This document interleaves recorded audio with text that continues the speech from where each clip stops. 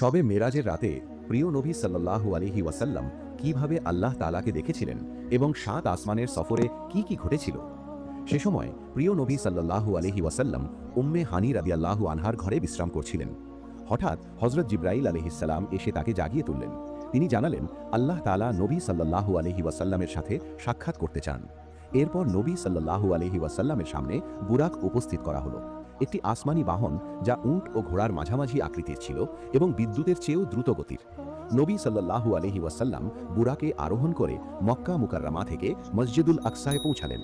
সেখানে সকল নবীগণ আলাইহিমুসসালাম উপস্থিত ছিলেন এবং প্রিয় নবী সাল্লাল্লাহু আলাইহি ওয়াসাল্লাম তাদের ইমামতি করলেন। এরপর শুরু হলো মেরাজের সফর। নবী সাল্লাল্লাহু আলাইহি ওয়াসাল্লাম ৭ আসমান অতিক্রম করলেন। প্রতিটি আসমানে ভিন্ন ভিন্ন নবীর সাথে তার সাক্ষাৎ হয়।